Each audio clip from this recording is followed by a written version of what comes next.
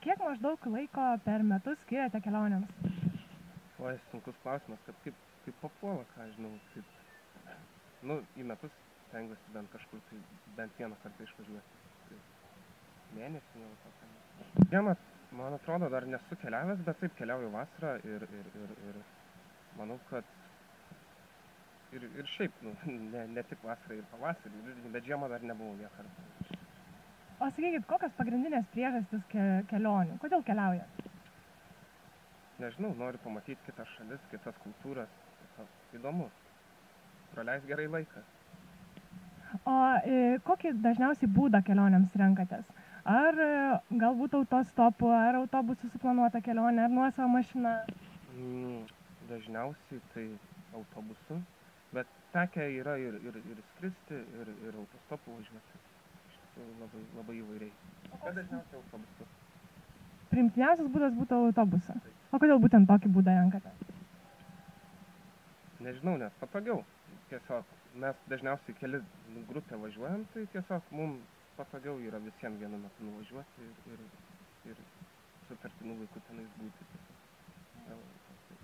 O sakykit, ką manot apie studijas užsienyje? Galbūt teko studijuoti? Ne, neteko. Iš tikrųjų, fainai būtų pabandyti, bet net nežinau, neteko, tai nieko per daug ir negaliu pasakyti. Dar paskutinis toksai klausimas. Ką manot apie emigraciją lietuvių? Kodėl būtent, kokios pagrindinės priežastys emigravimo? Tai manau, čia kiekvienam žmogui yra skirtingai, bet gal didesnis iš tikrųjų yra uždarbis, kažkokios tai geresnės sąlygos suteikiamos. Nežinau, gal tiesiog irgi išvažiuoja, kaip pamatyti trumpam padirbti kitos šalies. Kiek maždaug kartų per metus tenka nukeliauti kokią nors šalį? 2-3 kartus tai tikrai. O sakykit, į kokias dažniausiai šalis, kiek laiko užtrunka jūsų kelionė?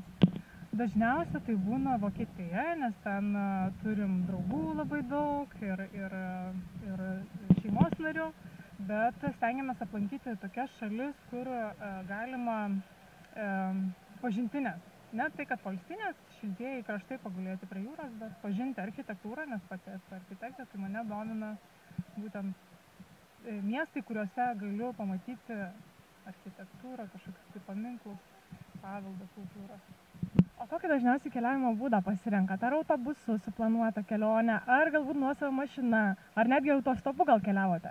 Autostopu neteko keliauti, mano vyrui teko autostopu keliauti, bet stengiamės ir traukiniais, o viena iš paskutinių kelionių tai buvo lėktuvas, traukiniai, autobusai, nes tik tada gali pamatyti pačius geriausius įspūdžius kelionių metu.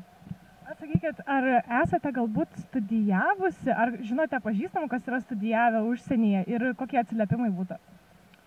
Tik tai geri atsiliepimai. Labai turiu daug draugų, kurie ir architektai magistrantūrą mokosi užsienyje.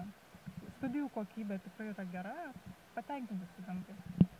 Gali labai daug ir pamatyti studijų metu, aplankyti. Tai manote, kad geriau reiktų rinktis studijas užsienyje ar Lietuvoje?